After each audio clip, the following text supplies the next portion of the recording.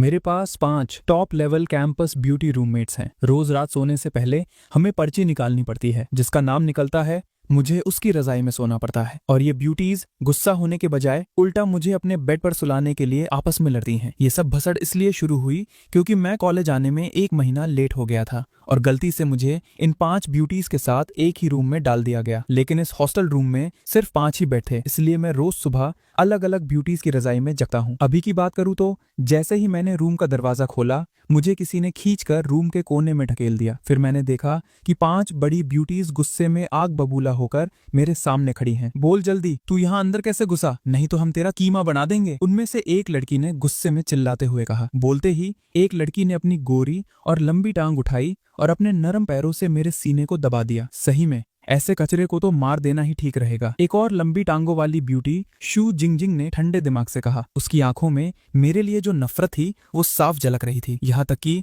उसकी आंखों में खून करने का इरादा भी था। ये बड़ी मजेदार सिचुएशन थी, लेकिन अगर सच में मार दिया तो खेल खत्म हो जाएगा। मैं अभी कुछ समझ पाता तभी एक जोड़ा सफेद बॉल मेरी नजरों के सामने आ गया। एक छोटे बालों वाली ब्यूटी मेरे सामने बैठी थी। उसका फिगर एकदम आग लगाने वाला था। उसके कर्व्स इतने मस्त थे कि एक बार देखकर ही मेरी दिल की धड़कन तेज हो गई। अरे ये तो बेहोश हो गया। लिंगलिंग, लगता है तूने इसकी हवा टाइट कर दी। एक और प्यारी सी आवाज आई, लेकिन सामने का नजारा इतना खतरनाक था कि मैं आवाज किसकी थी ये देख भी नहीं पाया और मैं बेहोश हो गया। जब मुझे वापस होश आया तो रूम एकदम खाली था। मेरी हालत रोने वाली हो रही थी। बस 1 महीना लेट ही तो एडमिशन लिया था, मुझे ऐसी सजा क्यों मिल रही है? जैसे ही मैं रोने वाला था, उन लड़कियों की आवाज कॉरिडोर में पास आती हुई सुनाई दी। अभी जो भसड़ हुई थी उसको याद करके मैंने तुरंत डिसाइड किया कि मैं बेहोश होने का नाटक करता रहूंगा। जब वो लड़कियां रूम में आई तो बड़ी ब्यूटी टैंग नाना ने सबसे पहले कहा, ये लड़का कहीं अभी भी बेहोश होने का नाटक तो नहीं कर रहा? शॉर्ट स्कर्ट वाली ब्यूटी बाई तियन तियन मेरे पास आई और हल्के से मुझे एक लात मारी। ओए उठ जा, ये मत सोच कि हमें समझ नहीं आ रहा। मैं अंदर ही अंदर डर गया, पर मैंने अपनी आंखें बंद रखी। तभी छोटे बालों वाली ब्यूटी लिंगलिंग नीचे झुकी,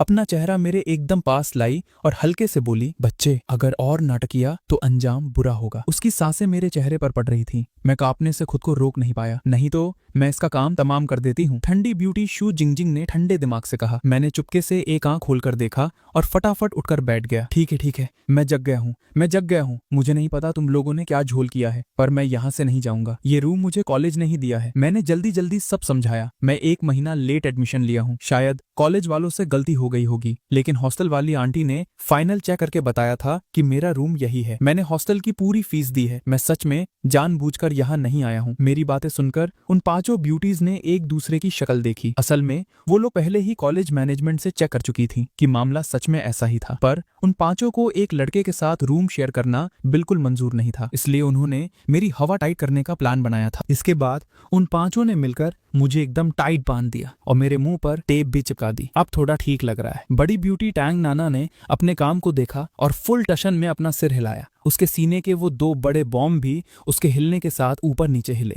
चलो, आखिरकार शांति मिली। शॉर्ट स्कर्ट वाली ब्यूटी बाई टीएन ने अंगड़ाई ली। उसकी पतली कमर एकदम एनर्जेटिक और मस्त लग रही थी। क्या ये सच में ठीक रहेगा? ठंडी ब्यूटी शू जिंगजिंग ने अपनी दोनों गोरी और लंबी टांगों को एक साथ जोड़ा। उसके चेहरे पर अभी भी इरिटेशन साफ झलक रही थी। अरे ठीक है जिंगजिंग, इसको त्योहार वाले दिन जिभा कर देंगे, अभी टाइम है। छोटे बालों वाली ब्यूटी लिंगलिंग ने मजे लेते हुए कहा। सिर्फ एक प्यारी सी ब्यूटी सू याओ याओ ऐसी थी जिसने शुरू से एंड तक कोई भी खतरनाक वाइब नहीं दी। वो बस मुस्कुराते हुए मुझे घूर रही थी। मेरी नजरें अपने आप उसके चेहरे को स्कैन करने लगी। हालांकि टैंग नाना के उन 2 पहाड़ों ने उसकी आधी शक्ल छुपा ली थी, लेकिन उनके बीच से मैं देख सकता था कि उसकी आंखों में थोड़ी शर्म साफ झलक रही थी। वो आज तू किसके साथ सोने वाला है? ये बात सुनते ही मेरा दिमाग एकदम से सुन्न पड़ गया और फटने को हो गया। ये पक्का कोई टेस्ट था। मुझे इस भसड़ में संभलना ही पड़ेगा, नहीं तो आज पक्का सड़क पर सोना पड़ेगा। कमीने, तू पक्का दिमाग में कुछ घटिया सोच रहा है ना? शू जिंगजिंग ने चिल्लाते हुए कहा। उसकी घूरती हुई आंखें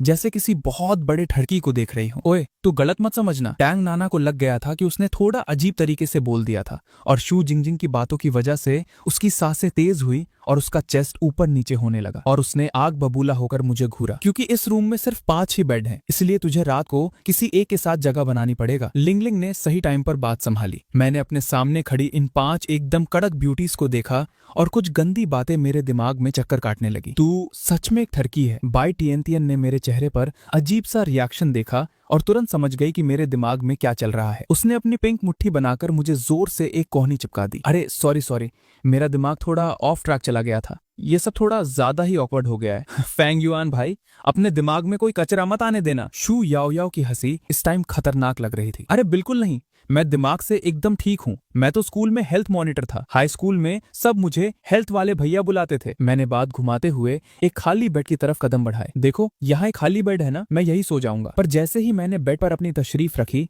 बेड का लकड़ा अचानक से टूटकर अंदर घुस गया। मेरी तो एकदम जोकर जैसी हालत हो गई और मैं उस टूटे बेड में बुरी तरह फंस गया। इसलिए ही तो मैंने कहा था कि यहाँ टोटल 5 ही बेड हैं। लिंगलिंग ने था खार कर अपने हाथ फैला दिए। तू तो एकदम चलती फिरती आफत है। बाय टिएंटियन हंसते हंसते सांस नहीं ले पा रही थी। बाकी सबने भी मेरा जमकर मजाक उड़ाया। यहाँ तक कि बर्फ जैसी ठंडी शू जिंगजिंग के चेहरे पर भी एक छोटी सी स्माइल आ गई। वो मुझे पता है मेरी हालत पे हंसी आ रही है, पर क्या तुम लोग मुझे बाहर निकाली? मैं सच में फंस गया हूँ। मेरी तो हवा टाइट हो गई हंस हंस के। रुको, मुझे थोड़ा और हंसने दो। बाई तिएंतिएन की आंखों में हंसते हंसते आंसू आ गए। कोई मेरी रस्सी ही खोल दो यार, मैंने दुखी मन से बोला। हालांकि मेरे मुंह का टेप तो उन्होंने निकाल दिया था, पर मैं अभी भी बंधा हुआ था। इस टूटे बेड से खुद बाहर आना मेरे बस का काम नहीं था। जब उन ब्यूटीज की हंसी कंट्रोल में आई तो उन्होंने मुझे उस बेड से खींचकर बाहर निकाला।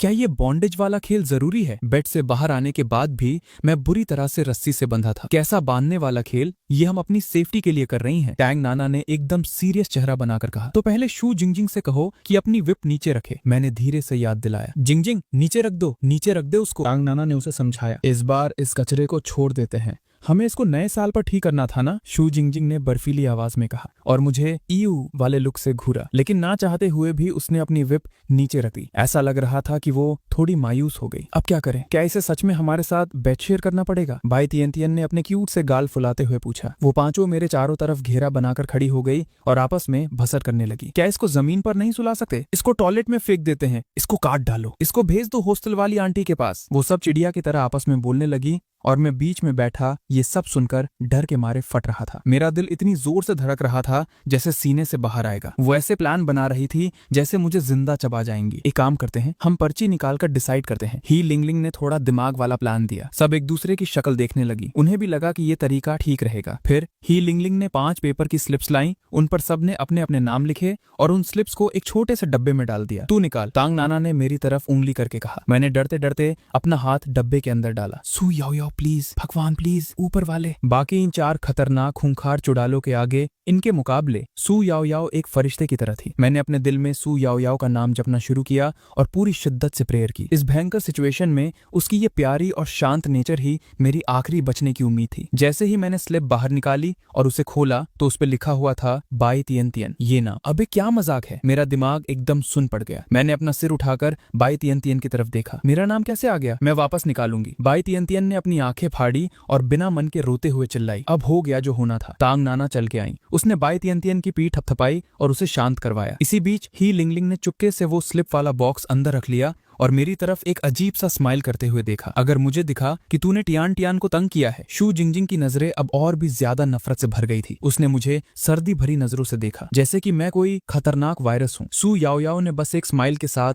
मेरी तरफ देखकर अपना सिर हिलाया और कुछ फालतू नहीं बोली। अब जो किस्मत में लिखा था, मैंने शर्म के मारे अपना सिर खुजलाया और एक झूठी हंसी के साथ टियान टियान से बोला, टियान टियान आज रात थोड़ा ध्यान रखना मेरा। काहे का ध्यान रखना? बाई तिएंतिएन ने गुस्से में अपने हाथ कमर पे रखकर बोला और मेरे पैर पर एक जोर की लात मारी और गुस्से से मुंह फुलाए अपने बेड पर चढ़ गई और रजाई से खुद को पैक कर लिया। मैंने अपने इन बंधे हुए हाथों को देखा और आह भरी। मैं फुदकता हुआ सू याओ याओ के सामने गया और धीरे से पूछा, याओ याओ क्या तुम मेरी रस्सी थोड़ी ढीली कर सकती हो? अरे ऐसा थोड़ी होता है। सू याओ याओ ने मुस्कुराते हुए अपना सिर ना में हिलाया। हमें तुझे इस तरह पैक करने में पूरा आधा घंटा लगा था। अरे प्लीज। मैंने अपना सबसे इनोसेंट चेहरा बनाया। देखो मुझे अपना थोड़ा सामान भी तो लगाना है। काम होते ही मैं वापस खुद को रस्सी से बांध लूंगा, पक्का। चलो ठीक है, अभी के लिए थोड़ा लूज कर देती हूँ। आखिरकार आखिरकार सू याओ याओ मान गई, लेकिन एक कंडीशन रखते हुए बोली, अपनी बात याद रखना। मैंने चैन की सांस ली और उसकी तरफ पीट करके सीधा खड़ा हो गया ताकि सू याओ याओ मेरी रस्सी खोल दे, लेकिन मेरी नजरें गलती से शू जिंगजिंग की नफरत भरी आंखों से टकरा गई। उसने मुझे घूरा। मैंने शर्म के मारे अपना सिर घुमा लिया जैसे मैंने उसे देखा ही नहीं। सू याओ याओ ने हल्के हाथों से मेरी कलाई को पकड़ा। वो बहुत आराम से खोल रही थी। जब उसकी सॉफ्ट और नर्म उंगलियों का टच फील हुआ,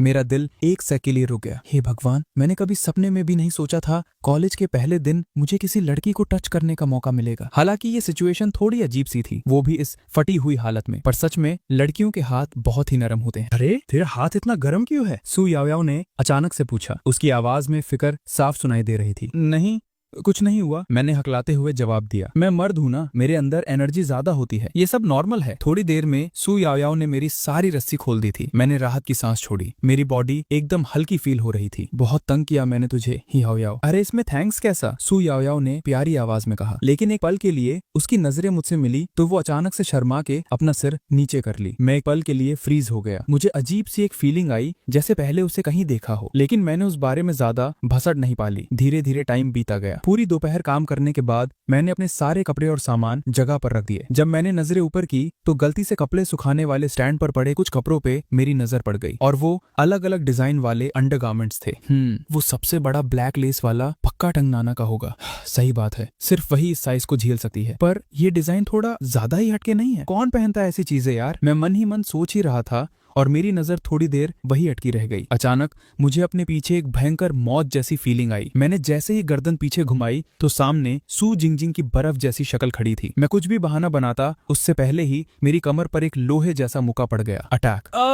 मेरी रोने की आवाज पूरी बैल्कनी में गूंज गई। रूम में वापस आने के बाद मुझे साफ फील हो रहा था कि सू जिंगजिंग अब मुझे पक्का जान से मार देगी। अपने बेड पर बैठकर मैं काफी डीप सोच में पड़ गया। अगर ऐसे ही चलता रहा तो ये एक न एक दिन तो मुझे सच में ज़िबह कर ही देगी। रात गहरी हो गई थी। मैं अपने बेड पर बैठा हुआ था, थोड़ा डरते हुए। मैंने अपना मुंह सू याओ याओ की तरफ घुमाया। वो याओ याओ बुक रीड करते हुए सू याओ याओ ने अपना सिर ऊपर किया। क्या हुआ? क्या मैं वापस रस्सी बांध दूं? नहीं नहीं नहीं, मैंने एकदम फट से मना किया। बात वो नहीं है तो क्या तू खुद अपने आप को बांधेगा? सू याओ याओ ने एकदम सीरियस चेहरा बनाकर पूछा। अरे नहीं यार, मैंने सर पे हाथ मार लिया। मैं तो सिर्फ ये पूछना चाहता था कि ये सब लोग मेरी लेने पर क्यों तुली हुई हैं? ये अजीब सा सवाल है। सू याओ याओ ने एक प्यारी सी स्माइल दी। क्योंकि आखिरकार तू एक लड़का है और हमारी रूम में रह रहा है तो थोड़ी बहुत टेंशन तो होगी ही ना सबको। पर भाई, मैंने ऐसा कौन सा गलत काम कर दिया? मैंने चिढ़कर हल्के से बोला। नाना की छाती पे गिर के बेहोश होने का नाटक करना और हमारे अंडरगारमेंट्स को ताड़ना। सू याओ याओ ने मुस्कुराते हुए मेरी हरकतें गिनाई। पर सच बताऊं तो मुझे फेंग युआन बिल्कुल बुरा नहीं लगता। मैं एक सेकंड के लिए सुन्न रह गया। सच्ची में? सच में? हाँ। सू याओ याओ ने हल्के से अपना सिर हाँ में हिलाया। ये तो कॉलेज वालों ने करा है ना, इसका कोई कुछ नहीं कर सकता। मैं नहीं चाहती कि तू बीच सड़क पर रात बिताए। उसकी ये बात सुनकर मेरे दिल में एक अजीब सी गर्मी और खुशी दौड़ आई। मेरी दिन भर की सारी थकन एक झटके में खत्म हो गई। कितना बुरा होता तेरा हाल। ये सुनकर भाई मेरे तो जैसे आंसू ही निकल आने वाले थे। याओ याओ, क्या मैं आज रात तुम्हारे साथ सो सकता हूँ? मैंने टेस्ट करते हुए उससे पूछा। तू सपने देखना बंद कर दे। सू याओ याओ ने सिर हिलाया और एकदम सख्त आवाज में बोली, तू चुपचाप टियान टियन के साथ ही सोएगा, समझा? लेकिन बाई तियन तियन का मुझे अपने बेड पर आने देने का कोई इरादा नहीं लग रहा था। देखो उसे, वो अभी भी खुद को रजाई में एक समोसे की तरह पैक करके बैठी थी और अपना पूरा एरिया ब्लॉक कर रखा था। वो सच में मुझसे चिढ़ती थी और मेरे साथ अपना बेड शेयर नहीं करना चाहती थी। हाँ, मुझे भी तेरे साथ नहीं सोना। बाई तियन तियन ने अपना मुंह फुलाकर गुस्से में कहा। मुझे अचानक लगा जैसे अभी जो थोड़ी सी राहत मिली थी वो एकदम गायब हो गई। मेरे दिल पर किसी ने जोर से छुरा घोंप दिया था। अरे यार, अब जो भी हो, ये पर्ची तूने खुद निकाली है, अब तो भुगत। सू याओ याओ ने आ भरते हुए कहा। तू जाकर पहले नहा ले। हमारी टियान तियान को साफ सफाई बहुत पसंद है। तेरी इस बदबूदार हालत में वो तुझे बेड पर कैसे आने देगी? मुझे उसकी बात एकदम सही लगी, इसलिए मैंने डिसाइड किया कि मैं एक बार और नहा लेता हूँ। मैं अपने कपड़े पकड़कर बाथरूम के दरवाजे तक गया। जैसे ही मैंने दरवाजा खोला, मेरी नजरें सीधा टैंग नाना की आंखों से जा टकराई। फिर से एक ऐसी अजीब और सांस रोक देने वाली टाइमिंग। मैंने शर्म के मारे बस इतना ही बोला, नहाना था। पर टैंग नाना का चेहरा एकदम गुस्से से काला पड़ गया। मैंने फटाफट दिमाग लगाया और चुपचाप दरवाजा बंद कर दिया और अपने कपड़े उठाकर दूसरे बाथरूम की तरफ भाग गया। बाथरूम के अंदर आकर मैंने अपने कपड़े उतारे। जैसे ही मैं शावर चालू करने वाला था, मुझे अचानक से एक अजीब सी ठंडक फील हुई। बगल वाले बाथरूम से पानी गिरने की हल्की हल्की आवाज आ रही थी। उस आवाज ने मुझे बिना मतलब के ही अंदर से थोड़ा गर्म कर दिया और जब मैंने शावर ऑन किया तो आग जैसे उबलते हुए पानी ने मेरे ऊपर गिरते ही मुझे जला दिया और मैं आ करके चिल्लाने लगा। क्या चिल्ला रहा है बे? टैंग नाना ने दीवार के उस पार से गुस्से में आवाज लगाई। नहीं कुछ नहीं, मैं बस थोड़ा गाना गा रहा था। मैंने जल्दी से एक बहाना बनाया। बंद कर अपना रोना, कान फट रहे हैं, तेरी आवाज सुनकर ही मुझे इरिटेशन होती है। टैंग नाना की ये बातें मेरे मुंह पर एक जोरदार थप्पड़ की तरह लगी। हार मानकर मुझे इस उबलते हुए पानी की सजा झेलनी पड़ी। इस बाथरूम के नल से पानी का टेम्परेचर सेट ही नहीं हो रहा था, तो मुझे चुपचाप इस आग को सहना पड़ा। लेकिन मेरे दिमाग में अपने आप ही बगल वाले बाथरूम का नजारा घूमने लगा। मेरी पूरी बॉडी में एक अलग ही गर्मी दौड़ने लगी थी। जब मैं नहाकर बाथरूम से बाहर आया तो मेरी टक्कर सीधा टैंग नाना से हो गई। उसे देखते ही मेरी आंखें जैसे वही अटक गई। मैंने जल्दी से अपना थूक निगला, पीठ घुमाई और अपने कपड़े वॉशिंग मशीन में ठूसने लगा। ओए हेलो, तू ये यूज नहीं कर सकता, मेरे बगल से एक आवाज आई। मैंने पीछे घूमकर देखा तो वहां हे लिंगलिंग थी। वो अपनी उंगली से मेरे सीने पर पो कर रही थी और उसने गुस्से से तेवर बदल रखे थे। क्यों भाई? मैंने कंफ्यूज होकर पूछा, जबकि मैं पूरी कोशिश कर रहा था कि मेरी नजरें उसकी बॉडी पर ना जाए। मेरे सामने खड़ी दोनों ब्यूटीवीज का फिगर इतना ज्यादा हॉट था कि किसी का भी कंट्रोल खोना एकदम आम बात थी। मैं नहीं चाहती कि मेरे धुले हुए कपड़ों में किसी लड़के की बदबू आए। हे लिंगलिंग ने एकदम सीरियस होकर कहा, सही बात है, अगर तूने यूज कर लिया तो हम अपने कपड़े कैसे धोएंगी? टैंग नाना ने भी सपोर्ट किया। उसकी आवाज में मेरे लिए फुल ईयू वाली फीलिंग थी। असल में मेरा थोड़ा बहस करने का मन था, पर उन दोनों को देखकर मुझे समझ आ गया था कि इनके आगे मेरी दाल नहीं गलने वाली। इसलिए मैं चुपचाप घुमा और वॉश बेसिन के पास जाकर अपने हाथ से कपड़े धोने लगा। मुझे शांति से काम करते देख उनके चेहरे पर थोड़ी शांति आई। फिर वो दोनों घूमकर अपने रूम में वापस चली गई। सच में यार, लड़के और लड़कियों का एक साथ रहना ये किसी टॉर्चर से कम नहीं है। मैंने एक लंबी सांस छोड़ी। ऐसा लग रहा था जैसे मेरी इज्जत और दिमाग की किसी ने ऐसी तैसी कर दी हो। अचानक एक कोमल सी छोटी लड़की के हाथ ने एक ब्रश उठाया और मेरे सामने कर दिया। ये ले ब्रश, उसने धीमी आवाज में कहा। मैंने सिर उठाकर देखा तो ये बाई तियन तियन थी। उसका क्यूट सा चेहरा अभी भी थोड़ा फुला हुआ था, पर अब वो पहले जितनी गुस्से में नहीं लग रही थी। थैंक्स यार, मैंने ब्रश लेते हुए कहा। मेरे दिल में अचानक से एक सुकून वाली फीलिंग आई। ये नखरे वाली ब्यूटी अभी भी रजाई में पैक थी, बस उसकी मुंडी और चेहरा बाहर था। उसकी चमकती आंखों को देखकर मेरा दिल फिर से फिसल गया। तू थोड़ा सुधरा हुआ लग रहा है, इसलिए आज ये मैडम तुझे अपने साथ सोने की परमिशन देती है, बाई टीएनटीएन ने फुल टशन और ठंडी आवाज में अनाउंस किया। लेकिन तुरंत उसने ऐड किया, पर सुन ले, दिमाग में कोई फालतू कचरा मत लाना, 1% भी कोई गंदा ख्याल नहीं आना चाहिए, समझा? मैंने फटाफट अपना सिर हाँ में हिलाया। हाँ, मैं एकदम शराफत से रहूंगा। यू कमीने, बाई तियन ने अजीब सी शक्ल बनाई। मैं पहले ही क्लियर कर रही हूँ, अगर तूने थोड़ी सी भी उंगली की तो मैं तुझे लात मारकर बेड से नीचे फेंक दूंगी। मैं प्रॉमिस करता हूँ, एकदम चुपचाप सोऊंगा। मैंने डर और इज्जत के साथ जवाब दिया। दिमाग खराब, बाई तियन न जाने क्यों चिल्लाई। उसके बाद वो अपनी रजाई ओढ़कर बेड पर चढ़ गई और वापस एक समोसे जैसी पैक हो गई। तो मैं लाइट बंद कर रही हूँ, टैंग नाना ने धीरे से बताया और लाइट ऑफ कर दी। पूरे रूम में एकदम सन्नाटा छा गया, बस खिड़की से चांदनी की हल्की हल्की रोशनी अंदर आ रही थी। मैं बाई तियन के बेड के पास खड़ा था। थोड़ा डर लग रहा था, पर उससे ज्यादा तो मेरी एक्साइटमेंट आसमान छू रही थी। आखिरकार वो वक्त आ गया, एक टॉप कैंपस ब्यूटी के साथ एक ही बेड पर सोना। भाई ये किसी हसीन सपने से कम नहीं था। मैंने एक गहरी सांस ली और एक एक स्टेप करके बेड की सीढ़ियां चढ़ने लगा। और बस जैसे ही मैं ऊपर पहुंचने वाला था, बाई तियन ने अपने सफेद सॉक्स वाले नरम पैरों से बिना किसी रहम के सीधा मेरे चेहरे पर लात जड़ दी और मैं सीधा बैम करके जमीन पर आकर गिरा। पागल हो गई है क्या? मैं दर्द से चिल्लाया। मेरे मुंह पर एक भयंकर लात पड़ी थी और मैं सीधा अपने पिछवाड़े के बल जमीन पर गिरा था। तियन, क्या तू मेरे बेड पर आने का स्वागत ऐसे ही करने वाली है? हालांकि पूरा अंधेरा था और मुझे बाई तियन की शक्ल नहीं दिख रही थी, पर उसके अंदर से जो आग निकल रही थी उससे मैं समझ गया कि वो इस वक्त गुस्से से फाटी जा रही है। क्या और भी कोई तैयारी करनी बाकी है? मैंने जमीन से उठते हुए डर डर के पूछा। मैं तो अभी नहा कर आया हूँ, मैं एकदम साफ हूँ। मैं उसकी बात नहीं कर रही बेवकूफ, बाई तियन की आवाज में आग भरी हुई थी। तो क्या मुझे बेड पर आने से पहले कोई वार्म अप एक्सरसाइज वगैरह करनी है क्या? मैंने एकदम मासूम शक्ल बनाकर पूछा। कौन सा वार्म अप गधे? बाई तियन मेरी इस अजीब बेवकूफी से तंग आ चुकी थी। उसकी फ्रस्ट्रेशन अपीक पर थी। उसने मुझे फिर से एक लात मारने के लिए अपना पैर उठाया, पर मेरी इस बेचारी और दुखी शक्ल को देखकर उसने अपना पैर रोक लिया, पर उसकी सांसें अभी भी गुस्से से तेज चल रही थी। तेरी अपनी रजाई कहाँ है गधे? बाई तियन ने अपने गुस्से को कंट्रोल करते हुए पूछा। रजाई? मैं थोड़ा कंफ्यूज हो गया। वो तो सूटकेस में पड़ी है, तो निकाल उसको। क्या तू सच में मेरे साथ एक ही रजाई में घुसने का प्लान बना रहा था? बाई तियन की आवाज गुस्से से और तेज हो गई। मेरा दिमाग अचानक से चमका। अरे हाँ, मैं तो ये भूल ही गया था। मैंने फटाफट अपने बैग से अपनी रजाई निकाली और कंधे पर उठा ली। उसी वक्त रजाई में पैक बाई तियान का का चेहरा शर्म के मारे कानों तक लाल हो चुका था। अगर इस ठरकी ने ये बोल दिया होता कि वो रजाई लाया ही नहीं है तो वो डेफिनेटली बिना कुछ सोचे समझे मुझे एक और जोरदार लात मार देती। असल में बाई टियानतियन के लिए भी किसी लड़के के साथ एक ही बेड शेयर करने का ये पहला मौका था। वो अंदर ही अंदर डर से फट रही थी और उसके इतने नखरे करने के पीछे एक सबसे सॉलिड रीजन था। उसे हमेशा से बिना कपड़ों के सोने की आदत थी। इससे पहले वो इतनी देर तक खुद को रजाई में इसलिए पैक करके बैठी थी ताकि वो ट्राई कर सके कि कपड़े पहनकर सोया कैसे जाता है, पर अब उसकी नींद पूरी तरह उड़ चुकी थी। अब क्या करूं? वो बेड पर आ रहा है। अगर उसमें गलती से मेरी रजाई खींच दी तो क्या होगा? क्या मुझे प्रिकॉशन के लिए उसे एक और लात मार देनी चाहिए थी? बाई तियानतियन की बॉडी रजाई के अंदर डर से कांप रही थी। उसे समझ नहीं आ रहा था कि अब क्या किया जाए। वो इतनी डरी हुई थी कि उसने अपने हाथों को अपनी टांगों के बीच दबा लिया। उसे डर था कि अगर उसने थोड़ा सा भी मूव किया तो मुझे शक हो जाएगा। और मैं क्या कर रहा था? मैं शांति से अपनी रजाई को उठाकर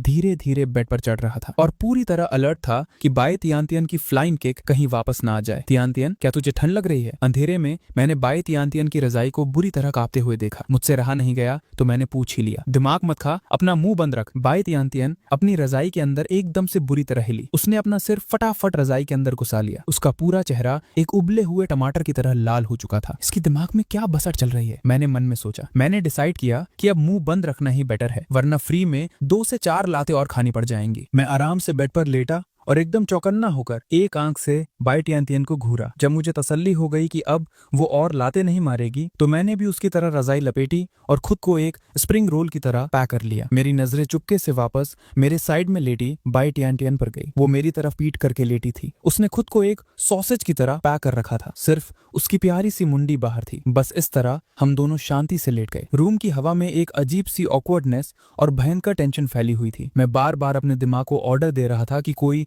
अजीब बातें ना सोचे, पर कमबख्त मेरे दिल की धड़कन आउट ऑफ कंट्रोल होकर इंजन की तरह भागने लगी। और उसी टाइम बाई तियानतियन रजाई के अंदर डर के मारे पागल हो चुकी थी। एक तरफ उसे ये डर खाए जा रहा था कि कहीं मुझे पता ना चल जाए कि उसने कपड़े नहीं पहने हैं, और दूसरी तरफ उसे लग रहा था कि थोड़ा सा हिलने डुलने पर ही मेरा शक और बढ़ जाएगा। थोड़ी देर बाद बाई तियानतियन से कंट्रोल नहीं हुआ। उसने आहिस्ता से अपना सिर घुमाया, ये चुपके से चेक करने के लिए कि मैं सो चुका हो या नहीं। जैसे ही वो थोड़ा और पास आई, उसकी आंखें सीधा अंधेरे में चमकती हुई मेरी आंखों से जा टकराई। क्या? बाई तियानतियन डर के मारे पीछे हो गई। उसने अपना मुंह वापस अपनी रजाई में घुसा लिया, अपने दोनों हाथों को सीने पर टाइटली दबा लिया। उसका चेहरा आग बबूला हो चुका था और कानों तक जल रहा था। मुझे भी बहुत ज्यादा अजीब फील हो रहा था। मैं तो अभी बस सोने ही वाला था, लेकिन उसकी डर और घबराहट वाली आंखों ने मेरी नींद चुरा ली थी।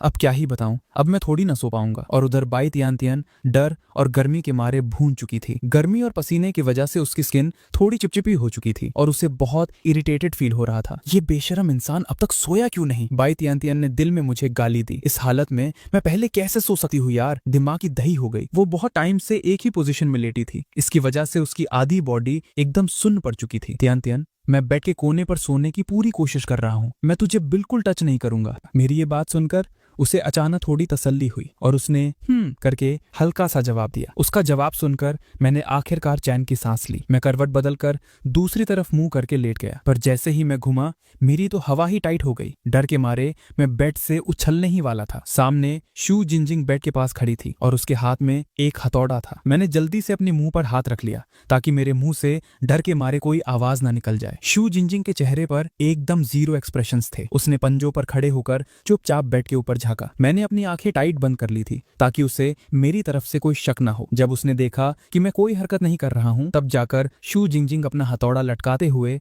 आराम से झूलते झूलते अपने बेड पर वापस चली गई। भाई साहब, ये कैसी पागल लड़कियां हैं यार? मेरी तो आत्मा ही निकल रही थी डर के मारे। मेरे माथे पर ठंडे पसीने छूट रहे थे, पर थोड़ी देर में मुझे भयंकर नींद आने लगी और मैं गहरी नींद में चला गया। उधर बाई तियानतियन भी थककर धीरे धीरे सो चुकी थी। पता नहीं कितना टाइम बीता, उसने एक सपना देखा। सपने में मैंने उसकी रजाई खींच ली थी। वो छूटने की पूरी कोशिश कर रही थी, पर उससे हिला तक नहीं जा रहा था। बाई तियानतियन अचानक से झटका खाकर नींद से उठी। जब उसे समझ आया कि वो सिर्फ एक सपना था, तो उसने चैन की सांस ली। उसने गर्दन घुमाकर मेरी तरफ देखा और पाया कि मैं अभी भी घोड़े बेचकर सो रहा हूँ। सपने में मेरा वो ठड़की चेहरा और कमीनी हंसी याद आते ही उसने गुस्से में आकर मुझे एक जोरदार मुक्का जड़ दिया। उसी वक्त मैंने नींद में ही अपना पेट पकड़ लिया और मेरे चेहरे पर दर्द साफ दिख रहा था, पर मैं उठा नहीं। बाई तियानतियन ने फिर से अपनी रजाई टाइट की और तब जाकर वो आराम से सो गई। सुबह हुई तो मैंने नींद में ही अपनी आंखें खोली। मुझे फील हुआ कि मेरा हाथ किसी बहुत ही नरम सी चीज पर रखा हुआ है। और हाँ, फील तो सच में एकदम मस्त आ रहा था। पर अगले ही सेकंड मेरी नींद एकदम उड़ गई। मेरा हाथ गलती से बाई तियानतियन की पतली सी कमर पर रखा हुआ था। कल रात की सारी भसड़ मेरे दिमाग में सुनामी की तरह वापस आ गई। मैंने फटाफट अपना हाथ पीछे खींच लिया। जैसे ही मैंने गर्दन नीचे की, मेरी फटी की फटी रह गई। सामने का नजारा तो और भी ज्यादा खतरनाक और हॉट था। बाई तियानतियन की रजाई सरकर नीचे गिर चुकी थी और उसकी गोरी चमकती हुई स्किन साफ साफ दिख रही थी। उसकी लंबी गर्दन, कातिलाना कॉलर बोन और रजाई के अंदर से थोड़ा थोड़ा दिखता हुआ उसका चिकना पेट और वो उभार, गोल गोल एकदम बाउंसी। क्या यही वो नरम नरम खरगोश हैं जिनकी बात सब लड़के करते हैं? मेरा दिमाग तो जैसे वहीं पर क्रैश हो गया। और सबसे बड़ी आफत तो ये हुई कि ठीक उसी टाइम बाई तियानतियन की पलकें हिली और उसने धीरे धीरे अपनी आंखें खोल दी। खेल खत्म, मैं तो गया, आज तो मेरी मौत पक्की है। जैसे ही हमारी आंखें मिली, मेरी आंखों के सामने मेरी पूरी जिंदगी मूवी की तरह चलने लगी। अब मैं क्या करूं? सही बात है, अभी ऐसा नाटक करना ही ठीक रहेगा कि मैंने कुछ देखा ही नहीं है। पर मैं बोलूं क्या? रूम में भयंकर टेंशन और ऑकवर्डनेस फैली हुई थी। अगले ही सेकंड जब उसने अपनी खुद की बिना कपड़ों वाली बॉडी देखी तो उसके होश उड़ गए। गुड मॉर्निंग, मैंने किसी तरह हिम्मत जुटाकर बोला ताकि थोड़ी शांति मिले। पर सामने बैठी बाई तियानतियन ने कोई रिएक्शन नहीं दिया। उसकी आंखें एकदम फिक्स थी, जैसे उसकी आत्मा ही बॉडी छोड़ चुकी हो। हम दोनों बेड पर एक दूसरे को ऐसे ही घूरते हुए बैठे थे, बिना एक लफ्ज बोले। मैं साफ फील कर पा रहा था कि बाई तियानतियन की गर्म सांसें मेरे चेहरे पर लग रही हैं और मेरी तो सांस लेने में भी फटी पड़ी थी। एक काम कर, तू पहले अपने कपड़े पहन ले, मुझसे अब और ये टेंशन नहीं झेली जा रही थी। मैंने अपना हाथ आगे बढ़ाया और उसकी रजाई खींचकर उसकी नंगी बॉडी को कवर करने लगा। पर गलती से मेरी उंगली उसके उन नर्म एसेट से टच हो गई और मेरे पूरे बदन में करंट सा दौड़ गया। बाप रे, कितना नरम था। पर जब मैंने रजाई खींची तो वो उसके आसपास अटक गई। मैंने उस आगे पीछे कुछ नहीं सोचा और एक झटके से उसे खींच लिया। आखिरकार मैंने इस आफत को रजाई से ढक दिया। मैंने फटाफट अपनी रजाई उठाई और किसी चोर की तरह बेड से कूदकर भागा। सिर्फ उसकी वो टमाटर जैसी लाल शक्ल ही बता रही थी कि अभी अभी वहां क्या कांड हुआ है। फेंग युआन ने मुझे रजाई ओढ़ाई, पर वो मेरे साथ क्यों सो रहा था? कल रात शायद पर्ची मेरे नाम की निकली थी, पर वो भागा क्यों? क्या उसने मेरी रुको, उसने सब देख लिया। उस वक्त बाई तियानतियन को फील हुआ जैसे उसके कानों के पास से आंसू की गर्म बूंदें गिर रही हैं। खत्म, अब मैं मर जाऊंगी। उसका सबसे बड़ा सीक्रेट पकड़ा गया था और वो भी एक लड़के ने देख लिया था। उसने रजाई के अंदर अपनी बिना कपड़ों वाली बॉडी को देखा और फिर मेरा वो रजाई खींचने वाला एक्शन याद किया। उसे सच में जमीन फटने का और उसमें समा जाने का मन कर रहा था। उसने डर के मारे दरवाजे की तरफ देखा। मैं तुझे वार्निंग दे रही हूँ, कोई फालतू हरकत मत करना। अगर तूने मेरे साथ कुछ भी करने की कोशिश की तो मैं वो आ रही है। दरवाजे की दरार से मैंने देखा कि बाई तियानतियन उठ चुकी है, तो मैंने बिना सोचे समझे सीधा हेलिंगलिंग वाले बाथरूम में घुस गया। बाई तियानतियन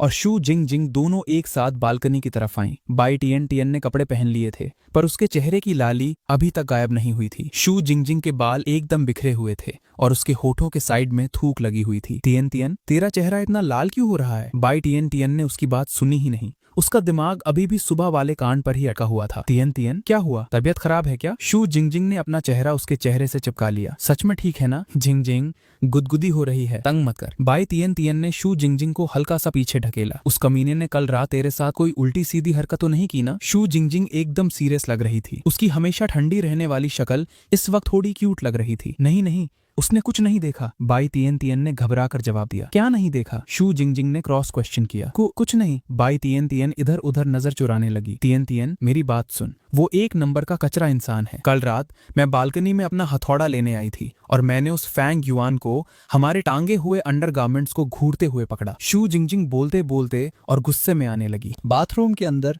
मैंने अपना एक पैर दरवाजे पर टिका रखा था और मेरी पूरी बॉडी हीलिंग लिंक से एकदम टाइट चिपकी हुई थी। ऐसा भी हुआ था, हीलिंग लिंक मेरे नीचे दबी हुई थी और हल्के से बड़बड़ाई। उसका चेहरा मुझे देखकर और ज्यादा ईयू वाला हो गया था। वो एक एक्सीडेंट था कसम से। मैंने सफाई दी। तू कब तक ऐसे ही मेरे ऊपर चिपका रहेगा? उसने गुस्से से तेवर बदल कर पूछा। वैसे तू ऐसा छुप क्यों रहा है? अभी नहीं बता सकता, बाद में समझाऊंगा। तो मैं तेरे साथ यहाँ क्यों छुप रही हूँ? अरे प्लीज जा मत, अगर तू बाहर चली गई तो मैं भी पकड़ा जाऊंगा ना। और हाँ, उसने स्पेसिफिकली तेरे और नाना के कपड़ों को सबसे ज्यादा देर तक ताड़ा था। बाहर से शू जिंगजिंग की आग बबूला बातों ने बाथरूम के अंदर हम दोनों के बीच की सिचुएशन और भी ऑकवर्ड स्टार्ट कर दी। तब जाके मेरा ध्यान अपने चेस्ट पर चिपकी उस बहुत ही नरम चीज पर गया। जैसे ही मैंने ही लिंगलिंग का गुस्से से लाल चेहरा देखा, मैंने फटाफट शर्म के मारे अपना मुंह दूसरी तरफ घुमा लिया। अच्छा, तो उसे वैसे बड़े साइज पसंद है? बाई टियन टियन के दिल में एक अजीब सी फीलिंग आई, जैसे उसे ये बात सुनकर थोड़ा लूसा लूसा फील हो रहा हो। टियन टियन, तू बोल क्यों नहीं रही? शू जिंगजिंग ने पूछा। कुछ नहीं, चल जल्दी ब्रश कर ले, तेरी क्लास भी तो है थोड़ी देर में। हाँ यार, बाथरूम के अंदर हम दोनों को मजबूरी में उसी चिपकी हुई पोजीशन में खड़ा रहना पड़ा। ही लिंगलिंग लाइफ में पहली बार किसी लड़के के इतने पास आई थी, और ऊपर से मैं काफी लंबा चौड़ा था और उससे इतना टाइट चिपका हुआ था कि उसे सांस लेने में प्रॉब्लम हो रही थी। उसने अपने दोनों हाथ मेरे सीने पर रखकर मुझे ढकेलने की कोशिश की और अपने दिमाग को शांत करने लगी। मेरी हालत भी कहाँ ठीक थी। आज सुबह सुबह इतना खतरनाक और हॉट नजारा देखा था, और अब इस फाड़ू फिगर वाली ही लिंगलिंग के साथ एकदम दब कर खड़ा था। उस पल मेरी हवा टाइट थी और मुझे अंदर ही अंदर बड़ा अजीब फील हो रहा था। बहुत देर बाद जब बाई टियन टियन और शू जिंगजिंग बालकनी से चले गए, तब जाके हम दोनों ने आखिर कार चैन की सांस ली। हाश, चली गई तो अब छोड़ेगा या नहीं? क्या पूरी जिंदगी ऐसे ही चिपका रहेगा? ही लिंगलिंग ने मुझे आंख दिखाकर घूरा। मैंने जल्दी से उसे पीछे छोड़ दिया। ही लिंगलिंग ने मुझे तीखी नजर से देखा और हम दोनों बाथरूम से बाहर आए। मेरी तो जान ही निकल गई थी। उसने धीरे से खुद से कहा, तूने मुझे डराया था, मुझे लगा तू ठरकी सच में कोई घटिया हरकत करने वाला है। अरे मैं इतना गिरा हुआ भी नहीं हूँ, मैंने जल्दी से अपनी इज्जत बचाने के लिए बोला। फिर तू ये बता कि तूने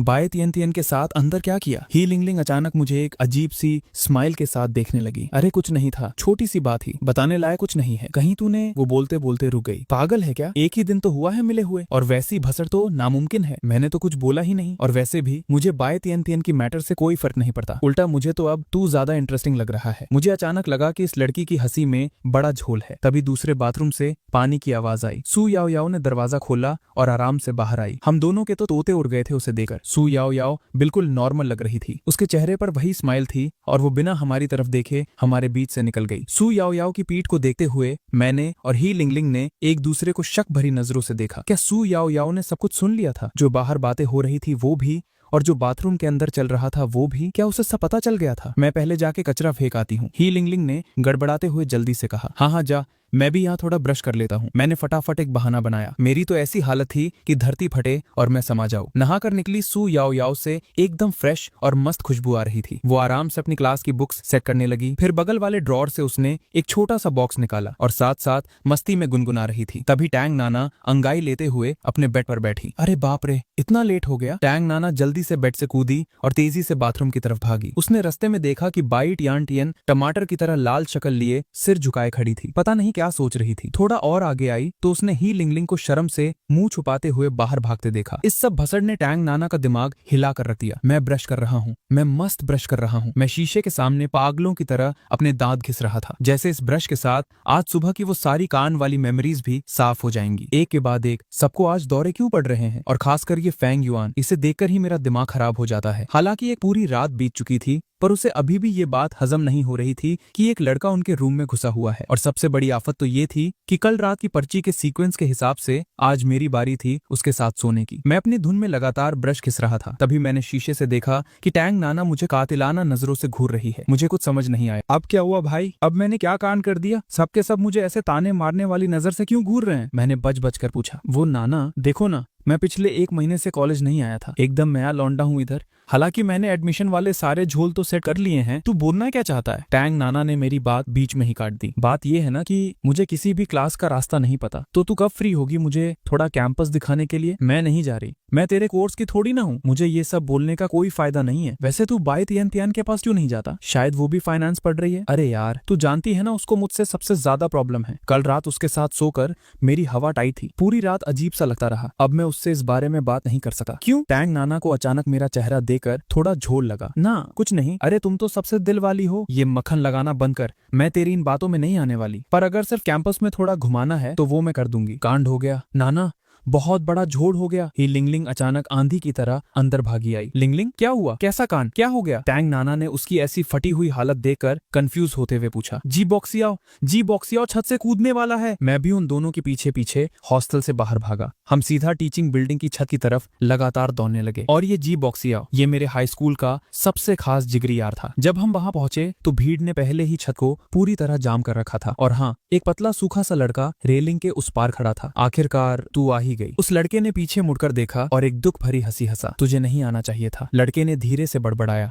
उसकी आंखों में एकदम मौत जैसी उदासी और मायूसी भरी हुई थी। नहीं, मेरा आना जरूरी था। मेरी आंखों में एकदम आग थी, जैसे मैं कोई जंग लड़ने जा रहा हूँ। मैंने भीड़ से बाहर निकलकर एक कदम आगे बढ़ाया। टैंग नाना और ही लिंगलिंग ने एक दूसरे की शक्ल देखी। उनके दिमाग में एक ही बात चल रही थी कि इन दोनों लड़कों को क्या दौरे पड़ रहे हैं। जी बॉक्सिया, पागलपन बंद कर, ऐसे मरने में कोई सॉल्यूशन नहीं है। मैं अपना वो हीरो वाला डायलॉग बोलता रहा। मुझे लगा कि मेरी बातों से उसे हमारी पुरानी दोस्ती और भाईचारा याद आएगा। जी बॉक्सियाओ ने एक शब्द नहीं बोला। मैंने देखा कि उसने आराम से रेलिंग के अंदर जंप मारी और मेरी तरफ एक एक कदम बढ़ाने लगा। उस बेचारे की हालत एकदम लाचार लग रही थी। मुझे लगा कि सच में मेरे शब्दों ने जादू कर दिया है। मैंने जोश में आकर अपने दोनों हाथ फैलाए और जी बॉक्सियाओ की तरफ भागने लगा। पर ऐसी की तैसी जी बॉक्सियाओ सीधा मुझे इग्नोर मारते हुए मेरे आगे से निकल गया और सीधा टैंग नाना के बिल्कुल सामने आकर खड़ा हो गया। और अगले ही सेकंड इस छपरी ने अचानक से फट करके घुटने टेक दिए। नाना, तू आखिर आ ही गई। मुझे पता था तू मुझे मरने के लिए ऐसे अकेले नहीं छोड़ेगी। तुझे पता है, जब मैं वहां ऊपर खड़ा था ना, मेरे दिल में सिर्फ और सिर्फ तेरा ही नाम था। मुझे बस एक चांस दे दे प्लीज। जी बॉक्सियाओ ने टैंग नाना का एक हाथ पकड़ा और फुल मजनू मोड में प्रपोज करने लगा। मेरे फैलाए हुए हाथ अभी भी हवा में ही लटक रहे थे और मेरी शक्ल ऐसी हो गई थी जैसे मैंने जिंदा कीड़ा खा लिया हो। भाई, क्या नाटक है, टैंग नाना ने आंखें घुमाते हुए कहा। जी बॉक्सियाओ, मैं तुझे 1000 बार बोल चुकी हूँ, मैं तुझे बिल्कुल पसंद नहीं करती। तू हमेशा ये सब ड्रामा क्यों करता है? टैंग नाना का चेहरा भी गुस्से से लाल हो रहा था। वो इस जी बॉक्सियाओ को पहले ही कई बार क्लियर मना कर चुकी थी, पर उसे आइडिया नहीं था कि आज उसे बाहर बुलाने के लिए ये बंदा इतना सस्ता नाटक करेगा। जी बॉक्सियाओ, तू लिमिट क्रॉस कर रहा है। तू मेरा पीछा छोड़ क्यों नहीं देता? मैं सच में तेरी शक्ल नहीं देखना चाहती। टैंग नाना ये मुंह पर बोलकर वहां से भाग गई। ही लिंगलिंग भी जल्दी से उसके पीछे भागी। जाते जाते उसने जमीन पर घुटने टेके हुए जी बॉक्सियाओ को एक एकदम घटिया और ईयू वाला लुक दिया। कमीने, भाई लगता है कैंपस ब्यूटी रो रही है। इसकी ऐसी की तैसी, इसने कैंपस ब्यूटी को रुला दिया। अरे भाई साहब, ये तो बर्दाश्त के बाहर है। मारो इस कमीने को। एक ही पल में भीड़ में से कई सारे तगड़े लौंडे कूद कर आगे आए और उन्होंने जी बॉक्सियाओ को घेर कर उस पर लातों की बारिश कर दी। ओए तू इस जी बॉक्सियाओ का ही आदमी है ना? मैंने तुझे अभी बड़ा हीरो बनते हुए देखा था। अरे भाई, मैं तो एक कवि हूँ। मैं तो बस एक कविता गा रहा था और सूरज को गले लगा रहा था। जब मैंने देखा कि इस भीड़ की कातिलाना नजरें अब मुझ पर पड़ रही हैं, तो मैंने फटाफट अपना पल्ला जी बॉक्सियाओ से झाड़ लिया। भाई, मुझे बचा ले, मेरी तो मौत आ गई। जी बॉक्सियाओ जमीन पर पड़ा था। उसका मुंह सूजकर बंदर जैसा हो गया था। लोगों ने उसे पीट पीट कर उसकी शक्ल कुत्ते जैसी बना दी थी। फिर भी वो अपना हाथ मेरी तरफ बढ़ाकर मदद मांग रहा था। साले, अब तुझे मैं दिख रहा हूँ? अभी मेरा नाम मत ले कमीने। मैंने दिल ही दिल में उसे गालियां दी और वहां से ऐसी दौड़ लगाई कि पीछे पलट कर नहीं देखा। अरे सब कहाँ चले गए यार? पैम धड़, मैंने एक जोरदार लात मारकर अपने रूम का दरवाजा खोला। पागल हो गया है क्या? बाई तियन तियन एकदम झटका खाकर डरी। जब उसने देखा कि ये तो मैं हूँ, तो उसने गुस्से में आकर मुझे गाली दी। भाई, मैं तो सच में बस मरते मरते बचा हूँ। मैं जमीन पर धम से बैठ गया और लंबी लंबी सांसें लेने लगा। सबके सब आज पागल की हो गए हैं। बाई तियन तियन गुस्से में खुद से बड़बड़ाने लगी, पर जैसे ही उसने मेरी फटी हुई शक्ल देखी, उसे तुरंत आज सुबह वाला पूरा कांड याद आ गया। उसका प्यारा सा चेहरा एकदम से लाल टमाटर बन गया और उसने फटाफट अपना मुंह घुमा लिया। मेरा दिमाग भी अभी पूरी तरह झोल में था। मुझे लगा ही नहीं था कि इस टाइम रूम में सिर्फ और सिर्फ बाई टियन टियन अकेली होगी। खेल खत्म। मुझे यहाँ वापस आना ही नहीं चाहिए था। अब हो गई भसड़। बाई टियन टियन को टेबल पर सिर रखकर बैठे देख मुझे अचानक से उसके कपड़ों के अंदर की वो कातिलाना और हॉट बॉडी याद आने लगी। मेरे पूरे बदन में गर्मी दौड़ने लगी। तो क्या इसका मतलब कल रात जब वो मेरे साथ सो रही थी तो उसने अंदर कुछ भी नहीं पहना था? मैं पूरी कोशिश कर रहा था कि मैं अपने दिमाग से उन हॉट नजरों को निकाल दूं, पर यार मेरा दिल एक इंजन की तरह धक धक भाग रहा था। बाई तियन तियन को शायद फील हो गया था कि मैं अजीब सा बिहेव कर रहा हूँ। उसने चुपके से पीछे मुड़कर मेरी तरफ देखा। हम दोनों की नजरें जैसे ही टकराईं, रूम की हवा जैसे वही जम गई। अरे बाकी सब कहाँ गए? मैंने एक अजीब और प्लास्टिक वाली स्माइल देते हुए पूछा। जिंगजिंग और याओ याओ तो क्लास के लिए निकल गए। नाना और लिंगलिंग का मुझे नहीं पता। बाई तियन तियन ने अपना चेहरा अपने हाथों के बीच छुपा लिया था। उसकी आवाज एक मच्छर जितनी धीमी निकल रही थी। उसकी हिम्मत ही नहीं हो रही थी कि वो वापस सिर उठाकर मुझे देखे। अच्छा ऐसा है तो चलो मैं आराम से थोड़ी देर गेम खेल लेता हूँ। मैंने बहुत नॉर्मल बनने की कोशिश की, अपना फोन निकाला और फटाफट उस डेंजर जोन से हटकर बैठ गया। मेरे इस चिल एक्शन को देखकर बाई तियन तियन को अंदर ही अंदर थोड़ा रोना सा आने लगा। ये कैसा इंसान है? खुद चुपके से मेरे कपड़े उतरे हुए देख लिया और अब ऐसे बैठा है जैसे इसने कुछ किया ही नहीं। कहीं ऐसा तो नहीं जैसा जिनजिंग ने कहा था कि इसे सिर्फ नना और लिंगलिंग जैसे बड़े साइज ही पसंद आते हैं। मैं समझ गई, मेरे जैसी नॉर्मल बॉडी को अगर कोई देख भी ले तो किसी लड़के को कोई घंटा फर्क नहीं पड़ता। बाई तिएन तियान ने दुखी मन से अपना सिर झुकाकर अपने चेस्ट को देखा। लाइफ में पहली बार उसे टैंग, नाना और बाकी सबके आगे अपने फिगर को लेकर थोड़ी शर्म और इन्फीरियोरिटी फील हो रही थी। उधर मैं पूरी शिद्दत से अपने गेम पर फोकस करने की कोशिश कर रहा था, पर दिमाग शांत हो तब ना। और इस चक्करों में मेरा थोड़ा सा ध्यान भटका और सामने वालों ने मेरे अकेले बंदे की ऐसी तैसी कर दी। स्क्रीन पर जब दुश्मनों की चिढ़ाने वाली इमोजीज दिखी तो मैं रोज की तरह गुस्सा नहीं हुआ। मैं उस सबको इग्नोर करके वापस चुपके से बाई तिएन तियान की तरफ देखने लगा। ऐसा लग रहा है ये अभी भी गुस्से में आग बबूला हो रखी है। हाँ, बात भी वही है, बिना कपड़ों के सोई हो और कोई दूसरा लड़का ये सीक्रेट पकड़ ले तो किसी की भी फटेगी। और गलती से मैंने उसे पूरा ठीक से ताड़ भी लिया था। हालांकि मैंने जानबूझकर ऐसा कुछ नहीं किया, पर अब इस बात के लिए ठीक से माफी मांग लेना ही सही रहेगा। जब बाई तिएन तियान ने मुझे अपनी तरफ आते हुए देखा तो उसकी अचानक से हवा टाइट हो गई। उसने जल्दी से अपना मुंह दूसरी तरफ घुमा लिया और नाटक करने लगी कि वो अपने फोन में बिजी है। तिएन तियान, थोड़ी बात कर सकते हैं? मैंने डर डर के पूछा। आज सुबह वाले कांड के लिए आई एम रियली सॉरी। तूने सच में सब ताड़ लिया था, है ना? बाई तिएन तियान ने एकदम धीमी और दुखी आवाज में पूछा। हाँ। भाई, कितनी बड़ी बेइज्जती है। ये लड़का एक नंबर का कमीना है। मुझे कल रात इस बेचारे पर बिल्कुल तरस नहीं खाना चाहिए था। मैं कसम खाता हूँ, मैं ये बात किसी को नहीं बताऊंगा। तेरी बिना कपड़ों के सोने वाली बात अपने तक ही रखूंगा। गधे, ऐसे बेशर्मों की तरह ये बात मेरे मुंह पर क्यों बोल रहा है? बाई तिएन तियान का चेहरा कानों तक एकदम आग की तरह लाल हो गया था। उसने टेबल पर रखा अपना पेन पाउच उठाया और सीधा मेरे मुंह पर दे मारा। वो सच में एक एक्सीडेंट था। असल में उस टाइम मेरी आंखें टोटली बंद थी। अभी भी झूठ बोल रहा है ठरकी इंसान। बाई तिएन तियान ने चिल्लाते हुए एक मोटी सी बुक भी मेरी तरफ फेंक कर मारी। मैंने भी हिलने की या उस बुक से बचने की कोशिश नहीं की। मुझे लगा कि शायद ऐसे मुझे मारकर इसका थोड़ा गुस्सा शांत हो जाए। उस टाइम बाई तिएन तियान गुस्से से ज्यादा शर्म के मारे फटी पड़ी थी और उसे ये भी याद था कि इस लड़के ने खुद से उसके ऊपर रजाई लपेट दी थी।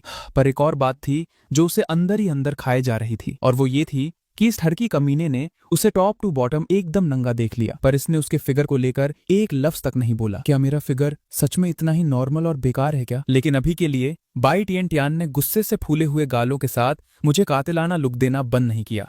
वो देखो, दोपहर होने वाली है। एक काम करते हैं, मेरी तरफ से मैं तुझे मस्त लंच करवाता हूँ, उसी को मेरी माफी समझ लेना। मुझे तेरा लंच नहीं चाहिए। और तू क्या समझ रहा है, मेरे साथ एक बेड पर सोने की कीमत बस एक प्लेट सस्ता खाना है? अरे यार, मेरे कहने का वो मतलब नहीं था। थोड़ी देर बाद मैं और बाई तिएन तियान कॉलेज के कैंटीन में एक दूसरे के आमने सामने बैठे थे। हम दोनों ही अपना सिर नीचे किए खाने को घूर रहे थे और एक दूसरे से आंख मिलाने की हिम्मत नहीं थी। आसपास बैठे हुए बाकी लौंडे लपाड़ियों की नजरें बार बार हम पर पड़ रही थी और वो फुसफुसाकर बातें कर रहे थे। मेरी तो पूरी पीठ पर कांटे जैसी चुभन फील हो रही थी। आखिर भाई, इस टाइम मैं पूरे कॉलेज की टॉप कैंपस ब्यूटी के साथ लंच कर रहा था। वो तिएन तियान, खाना ठंडा हो जाएगा, थोड़ा शुरू तो करो। मैंने थोड़ी शांति तोड़ते हुए उससे पूछा। बाई तिएन तियान ने धीरे से कहा। उसने चॉपस्टिक्स उठाई पर सिर्फ अकेले चावल के दानों से खिलने लगी। मैंने चुपके से नजरें उठाकर बाई तिएन तियान को देखा। वो छोटे छोटे टुकड़े चबा रही थी और उसके गाल क्यूट तरीके से फूले हुए थे। सच बताऊं, वो एकदम मक्खन और प्यारी लग रही थी। चलो भाई,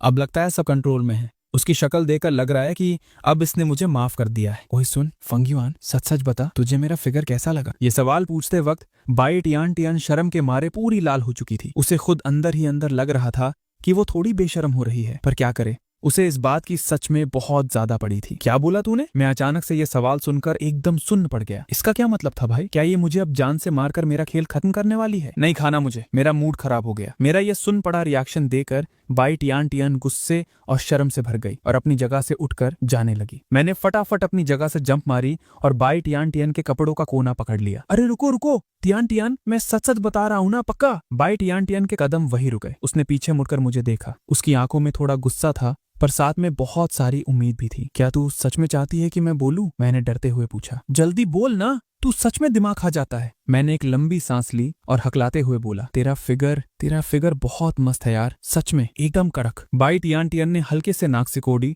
और हाँ किया। तू कितने मरे हुए मन से बोल रहा है, साफ दिख रहा है कि तू बस मुझे टाल रहा है। मैं टेंशन के मारे अपना सिर खुजलाने लगा। नहीं, मैं कसम खाता हूँ, मैं टाल नहीं रहा। तेरी बॉडी के प्रोपोर्शंस एकदम परफेक्ट हैं। जहाँ कर्व्स होने चाहिए वहाँ एकदम सही कर्व्स हैं, और तेरी स्किन भी तो इतनी गोरी और चमकती हुई है। ये सुनकर बाई तिएन तियान का चेहरा एक सेकंड में टमाटर की तरह लाल हो गया। बस कर, और मत बोल कमीने। उसकी शक्ल पे शर्म थी पर अंदर ही अंदर वो हवा में उड़ रही थी। उसे फील हुआ कि ये लड़का बोलने में थोड़ा अनाड़ी जरूर है, पर इसकी पसंद एकदम क्लास है। ठीक है, अब चुपचाप खाना खा। तो अब तू गुस्सा नहीं है? मेरी आंखों में अचानक से चमक आ गई। हाँ, पर सुन ले, आज सुबह जो हुआ वो तू दोबारा कभी नहीं बोलेगा, और अगर तूने गलती से भी किसी को बताया ना तो मैं तुझे लात मार मार कर जान से मार दूंगी। हाँ, एकदम पक्का। मैंने फटाफट हामी भरी। और हाँ, सू जिंगजिंग और तांग नाना को तो गलती से भी मत बताना। ठीक है मेरी माँ, दिमाग में छाप लिया मैंने, कसम से। थोड़ी देर बाद हम दोनों ने खाना खत्म किया और कैंटीन से बाहर आ गए। मैं और बाई टियान टियान एक साथ चल रहे थे। टियान, एक काम कर, तू पहले रूम में चली जा। क्यों, क्या हुआ? अगर हम दोनों साथ में वापस गए और किसी ने देख लिया तो फालतू की भसड़ हो जाएगी। तू निकल, मैं थोड़ा कैंपस में घूम लेता हूँ और रास्ते याद कर लेता हूँ। बाई टियान ने एक सेकंड सोचा और उसे मेरी बात सही लगी। आखिर बाकी लोगों को हमारे रूम की भसड़ के बारे में कुछ नहीं पता था। अगर किसी ने साथ देख लिया तो फालतू में नए कान खड़े हो जाएंगे। ठीक है, मैं पहले जा रही हूँ, और भूलना मत, दोपहर में कॉलेज की बड़ी मीटिंग है। हाँ, मुझे याद है। आखिरकार मैंने इस आफत को वहां से भेज दिया और एक लंबी चैन की सांस ली। तभी मेरा फोन टिंग करके बजा। मैंने नीचे देखा तो ये मैसेज उस छपरी जी बोशाओ का था। फंग युआन भाई, बचा ले मुझे, बहुत सारे लॉन्डों ने मुझे टॉयलेट में घेर लिया है, भाई जल्दी आके बचा ले। 10 मिनट बाद मैं आखिरकार उसी टीचिंग बिल्डिंग के टॉयलेट के बाहर खड़ा था। कुछ लॉन्डे उस टॉयलेट के दरवाजे पर घेरा बनाए खड़े थे और लगातार दरवाजे पर लाते और मुके बरसा रहे थे। अबे फटू, दम है तो दरवाजा खोल पाप के लिए। उनका लीडर, एक पीले बालों वाला छपरी, चिल्ला चिल्लाकर गालियां दे रहा था। दम है तो तू खुद तोड़कर दिखाना दरवाजा। अंदर से जी बोशाओ की फटी आवाज आई। भाई, इनका ये बचपना देकर मेरा दिमाग खराब हो गया। तभी अचानक से मुझे एक आइडिया आया। 2 मस्त फिगर्स मेरी नजरों के सामने से गुजर रहे थे। मैंने अपनी जान हथेली पर रखी और सीधा उन दोनों के पास चला गया। वो शू जिंगजिंग और सू याओ याओ थी, जो अभी अभी क्लास से निकली थी। मैंने सीधा उन दोनों की कलाइयां पकड़ी और हवा में ऊपर उठा दी। ओए वहां खड़े हैंडसम लड़कों, क्या हमारा नंबर एक्सचेंज हो सकता है? मैंने एकदम पतली लड़कियों जैसी आवाज बनाकर उनकी तरफ चिल्लाया। और हाँ, मेरे इस खतरनाक झोल ने एकदम जादू का काम किया। पीले बालों वाला और उसके चमचे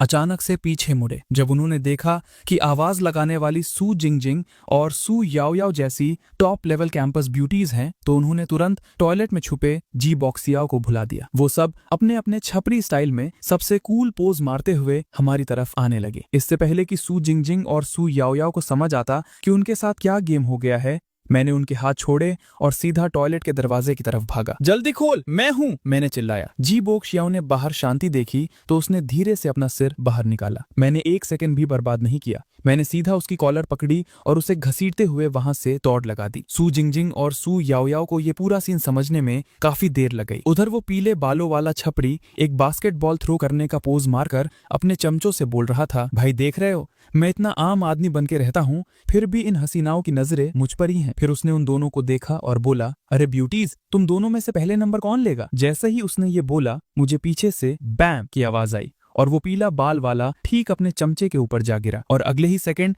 मैं थोड़ा ही आगे पहुंचा हूंगा कि सू जिंगजिंग की आग बबूला और खतरनाक चिल्लाने की आवाज पूरी बिल्डिंग में गूंज उठी। फेंग युआन, तू एक नंबर का कचरा इंसान है, मैं तुझे आज जिंदा नहीं छोड़ूंगी। मेरी पीठ पर अचानक से सर्दी का एहसास हुआ, पर मैंने अपने माथे का पसीना पोंछने का भी टाइम वेस्ट नहीं किया। मैंने जी बॉक्सियाओ को खींचना जारी रखा और हम कुत्तों की तरह वहां से भागते रहे। थोड़ी देर बाद जब मुझे याद आया कि कॉलेज की वो बड़ी मीटिंग शुरू होने वाली है, तो मैंने जी बॉक्सियाओ को वही लात मारी और अकेले निकल गया। मैं कॉलेज के उस बड़े से हॉल में पहुंचा और एकदम आखिरी वाले कोने में जाकर चुपचाप बैठ गया। जैसे ही मैंने अपनी तशरीफ सीट पर रखी, मेरी नजर बगल वाली टेबल पर गई। वहां एक खतरनाक हथौड़ा रखा हुआ था। खेल खत्म। मेरे पूरे बदन में डर के मारे झुरझुरी दौड़ गई। मैं वहां से उठकर भागने ही वाला था कि किसी के हाथ ने पीछे से मेरे कंधे को जोर से दबा दिया। मैंने डरते डरते अपनी गर्दन घुमाई। सामने सू जिंगजिंग की बर्फ जैसी ठंडी शक्ल थी, जिसकी आंखों में सिर्फ और सिर्फ मेरा खून लिखा था। मैंने जल्दी से अपनी दूसरी साइड देखा। वहां सू याओ याओ बैठी थी। उसकी हमेशा वाली वो मक्खन और प्यारी सी स्माइल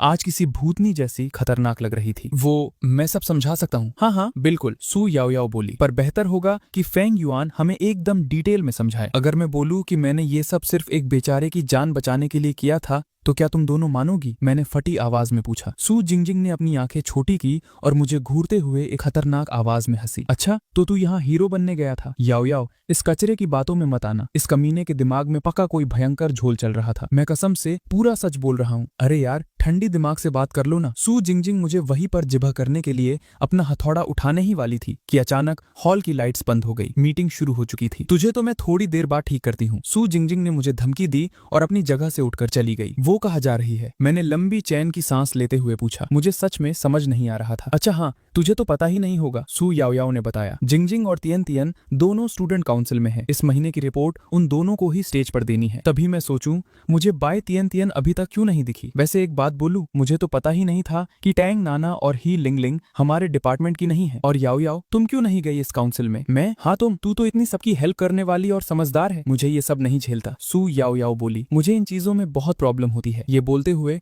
उसने अपने कान के पीछे से एक छोटी सी चीज निकालकर मुझे दिखाई। ये देख, मेरी फटी की फटी रह गई। वो सुनने वाली मशीन यानी एक हियरिंग एड था। इसका मतलब क्या सू याओ याओ बहरी है? उसे कुछ सुनाई नहीं देता? मुझे अचानक से ये सीन देखा देखा सा लगा, जैसे कल की ही बात हो। पर दिमाग पर बहुत जोर लगाने के बाद भी मुझे याद नहीं आ रहा था कि कहाँ देखा है। फेंगयुआन भाई, क्या हुआ? सू याओ याओ ने वापस अपनी मशीन कान में लगा ली। कुछ नहीं, बस थोड़ा झटका लगा मुझे। अरे चिल कर, मुझे तो इसकी आदत हो गई है। फिर भी तेरे लिए नॉर्मल बातचीत करना काफी मुश्किल होता होगा ना? हाँ, थोड़ा तो होता है। वैसे अगर तुझे स्टूडेंट काउंसिल में आने का मन है तो तू डायरेक्ट फॉर्म भर सकता है। उनकी रिक्रूटमेंट अभी चल रही है। नहीं भाई, बिल्कुल नहीं। मैं तो बस ऐसे ही फालतू में पूछ रहा था। स्टूडेंट काउंसिल में आना अपने पैर पर कुल्हाड़ी मारने जैसा है। मेरे जैसे आलसी इंसान के लिए ये सब नहीं है। ऊपर से भाई, अगर मैं गलती से काउंसिल में चला गया तो मुझे वहां रोज बाय टियन तियान की शक्ल देखनी पड़ेगी, जो कि बहुत ही अजीब होगा। और सबसे बड़ा खतरा, सू जिंगजिंग के हाथों रोज जिबा होने का डर रहेगा। स्टूडेंट काउंसिल, भाई कुत्ते भी वहां न जाए। लेकिन इसी बीच किसी ने ऐसी खतरनाक बॉम्ब फोड़ी कि मैं सुन पड़ गया। अब हम जियांगचन यूनिवर्सिटी के फाइनेंस डिपार्टमेंट की इस महीने की पनिशमेंट लिस्ट अनाउंस करने जा रहे हैं। जिसको सजा मिली है उसका नाम है फैंग युआन। अबे ये क्या बसर है? मेरी हवा टाइट हो गई। मुझे बिना किसी झोल के नोटिस क्यों मिल गया भाई? काउंसिल की इन्वेस्टिगेशन के बाद ये प्रूव हुआ है कि आज सुबह करीब 10:10 बजे अपराधी फेंग युआन ने बाकी डिपार्टमेंट के लड़कों के साथ मिलकर कॉलेज की लड़कियों को तंग किया और उनके साथ छेड़खानी की। इसने हमारे कैंपस का माहौल खराब किया और एकदम घटिया हरकतें की। इसलिए डिपार्टमेंट का फैसला है कि फेंग युआन को एक फाइनल और स्ट्रिक्ट वार्निंग दी जाएगी और सजा के तौर पर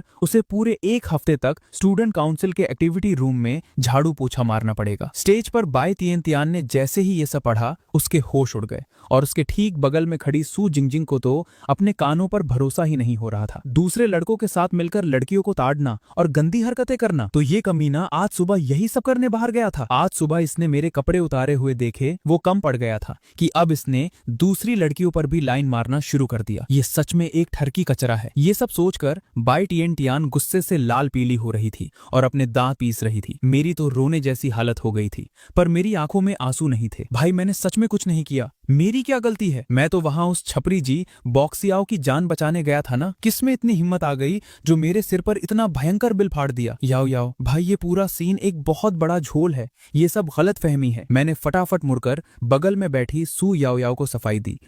मैं तुझ पर पूरा भरोसा करती हूँ। ये सुनकर मेरे तो आंसू छलक गए। भाई सच में सिर्फ सू याओ याओ ही इस दुनिया में इकलौती है जो मेरी ऐसी फटी हुई हालत में भी मुझे समझ सकती है। मैं भरोसा करती हूँ कि ये घटिया कांड तू ही कर सकता है। जैसे ही मेरा ध्यान आगे गया, मैंने देखा कि सू जिंगजिंग अपना हथौड़ा लिए अपने दोनों हाथ सीने पर बांधे खड़ी थी और मुझे देखकर किसी डायन की तरह हंस रही थी। बोल, अब तेरे पास बचने का क्या बहाना है? फेंग युआन, तू सच में एक नंबर का गिरा हुआ और बेशरम इंसान है। बाय तियन तियान ने गुस्से में आकर जमीन पर जोर से अपना पैर पटका और यहाँ तक कि हमेशा मुस्कुराने वाली सू याओ याओ के चेहरे से भी उसकी मक्खन जैसी प्यारी हंसी गायब हो गई और उसकी शक्ल एकदम सीरियस हो गई।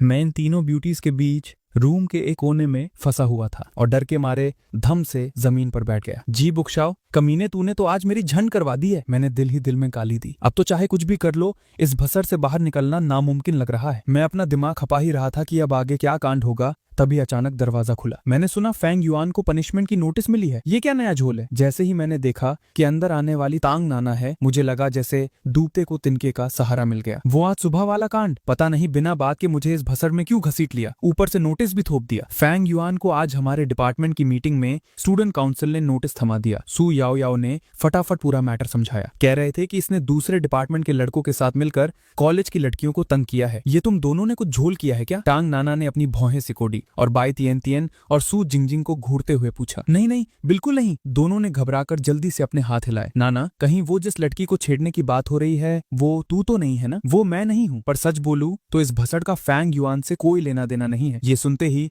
मैं जमीन से एकदम स्प्रिंग की तरह उछलकर खड़ा हो गया। मेरी हवा टाइट थी, पर अब मेरा सीना चौड़ा हो चुका था। मैंने पहले ही बोला था ना, मैंने किसी लड़की पर लाइन नहीं मारी है। उसके बाद मैं फुल टशन में जंप मारकर बाई तियान तियन और बाकी दोनों के सामने जाकर खड़ा हो गया। बाई तियन तियन ने अपना क्यूट सा मुंह फुलाया और जमीन पर पैर पटका, पर सच कहूं तो उसके दिल में थोड़ी राहत जरूर थी कि मैं सच में उतना ठड़की नहीं हूं। सू जिंगजिंग को भी समझ आ गया था कि उसने फालतू में मुझ पर शक किया। उसने थोड़ी शर्म खाकर अपना सिर झुका लिया और एकदम चुप हो गई। चलो, थोड़ी ट्यूबलाइट तो जली तुम लोगों की। अरे कोई ना, मैं भी इन छोटी छोटी बातों को दिमाग पे नहीं लेता। चलो, मैंने तुम सबको माफ। मेरी ये नायक वाली लाइन पूरी होने से पहले ही सू जिंगजिंग की आग भड़क गई और उसने बिना सोचे मुझे एक जोरदार लात जड़ दी। क्या कर रही है पागल?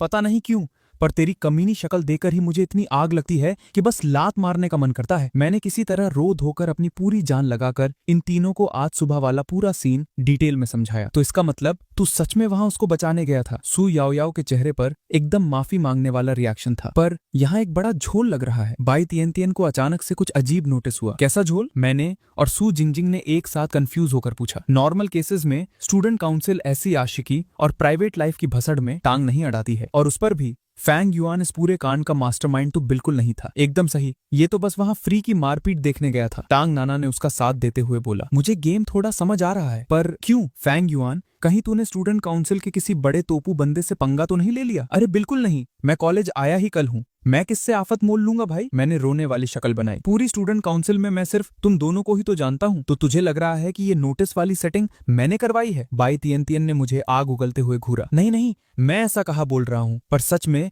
मैं उनमें से किसी और को नहीं जानता। शू जिंगजिंग हम दोनों की ये तेज तेज भसड़ सुनकर पूरी तरह उलझ चुकी थी। उसका दिमाग घूमने लगा था। उसकी समझ थोड़ी देर से काम करती थी, तो उसने आखिर में पूछा, जब सब कुछ ठीक से क्लियर हो गया है तो क्या अब फंग युआन की पनिशमेंट हटाई नहीं जा सकती? सू याओ याओ ने मायूसी से अपना सिर ना में हिलाया। ये थोड़ा मुश्किल लग रहा है। भले ही फैंग युआन इसमें हेड नहीं था, पर उसका डायरेक्ट कनेक्शन उस जी बॉक्सियाओ से तो पकड़ा गया है ना। ये क्लियर करना आसान नहीं होगा। अब इस मैटर में तो मैं भी तेरी कोई सेटिंग नहीं बिठा सकती।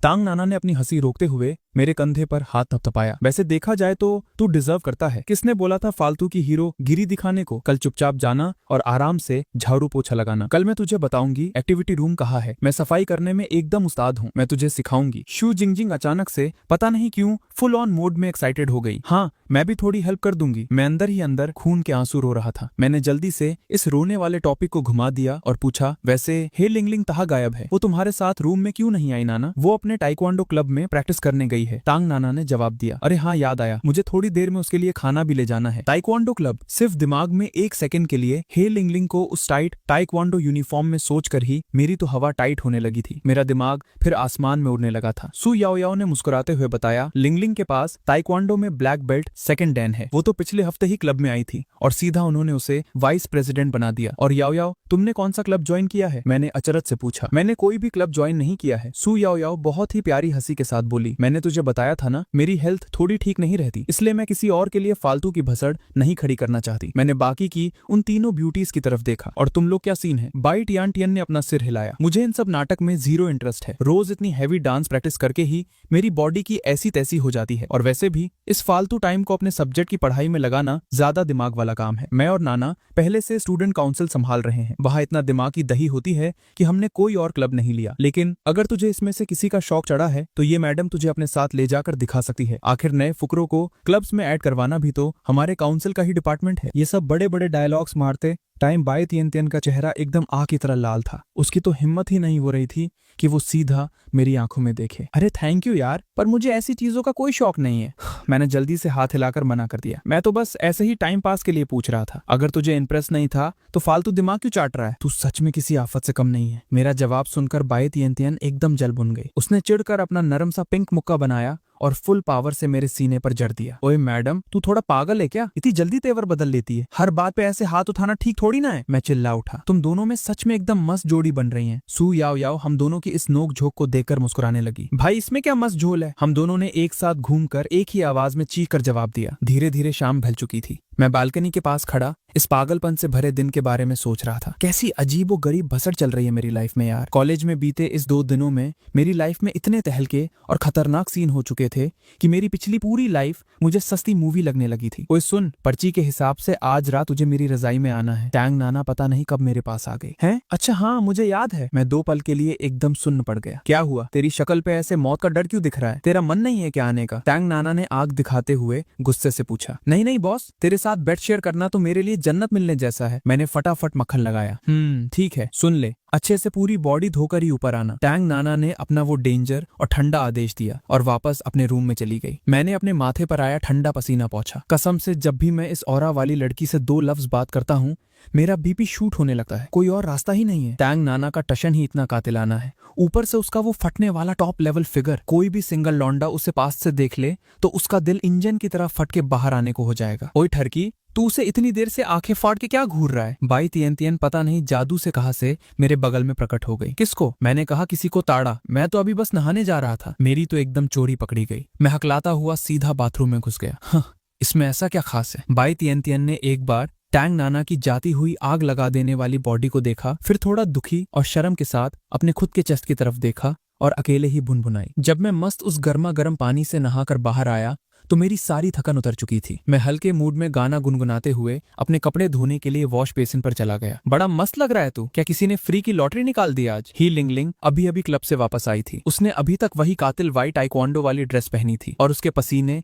और परफ्यूम से एकदम माइंड ब्लोइंग खुशबू फैल रही थी। मैंने पहले भी बहुत सी लड़कियों को टाइक्वांडो की ड्रेस में फोटो में देखा था, पर हे लिंग लिंग को हकीकत में देखकर भाई ऐसा लग रहा था जैसे वो ड्रेस उसकी खतरनाक बॉडी को संभाल नहीं पाएगी और अभी फटकर अलग हो जाएगी। भाई उसकी वो कर्व वाली कमर, वो लंबी टांगे और उसका पूरा वो जबरदस्त फिगर, उफ तबाही। एक जवान और करंट से भरा लौंडा होने के नाते मेरा दिमाग वापस से उन्हीं रंगीन ख्यालों में जाकर उलझ गया। कमीने, तेरे दिमाग में पक्का कोई अजीब सी भसड़ चल रही है ना अभी। हे लिंगलिंग ने पल भर में मेरे अंधेरे थॉट्स को कैच कर लिया। उसके क्यूट से चेहरे पर एकदम मजेदार और डेंजर वाली शैतानी हंसी थी। नहीं नहीं भाई, मेरी कसम, मैं बिल्कुल नहीं सोच रहा था वैसा। मैंने जल्दी से अपने बचाव में झूठ बोला। अगर तू ट्राई करके मुझ जैसी हॉट बंदी का दिल जीत लेगा ना तो मैं शायद आगे के लिए इनकार भी ना करूं। हे लिंगलिंग आंख मारते हुए सीधा मजे लेने पर उतर आई। हे लिंगलिंग को पटाना, मैं ऐसी इम्पॉसिबल चीज सिर्फ नींद में भी सोचने से डरता हूं। अरे ठरकी, तू तो सच में ये सब सीरियस होके सोच रहा है? हद है तेरी। हे लिंगलिंग ने लड़कियों वाले प्यारे से नखरे दिखाते हुए मेरे कंधे पर धीरे से एक धक्का दिया। मैंने 100 बार बोला ना, ऐसा कुछ नहीं चल रहा मेरे दिमाग में। चल मुझे मेरे कपड़े धोने दे। मैंने नजर चुराकर भागने का रास्ता ढूंढा। आखिर अपने कपड़े धोने के बाद जब मैं वापस रूम में आया तो मैंने देखा कि टैंग नाना पहले से ही अपने बेड पर सेट थी और अपने टैबलेट पर कुछ सीरियल देख रही थी। भाई इस टाइम इस रानी साहिबा की शांति भंग करना ठीक नहीं है। मैंने आ भरी, पर ठीक उसी टाइम टैंग नाना ने मेरे आने की आहट सुन ली। फैंग युआन, अब ऊपर आ जा। टैंग नाना ने फटाफट अपना टैबलेट स्क्रीन ऑफ कर दिया। क्या अभी सोने का टाइम हो गया है? मैं अचानक से होश खो बैठा। मैंने कहा बेड पर आ, मतलब चुपचाप ऊपर आ। टैंग नाना की आवाज में वो भौकाली वाली पावर थी जिससे ना कहने की हिम्मत किसी में नहीं थी। जैसे ही मैं डर डर के उसके बेड पर पहुंचा, मुझे तुरंत टैंग नाना की बॉडी से आती हुई भयंकर गर्मी फील होने लगी। मेरा पूरा सिस्टम पहले ही स्टेप पर हैंग हो चुका था। टैंग नाना अचानक मेरी तरफ करवट लेकर लेट गई। उसके खुशबूदार नरम बाल हल्के हल्के मेरी आंखों और चेहरे से घिस रहे थे, जिससे मुझे एक अजीब सी करंट वाली गुदगुदी फील होने लगी। तू आज पूरा दिन भर ठीक ठाक औकात में रहा है। टैंग नाना की हल्की नींद वाली आवाज में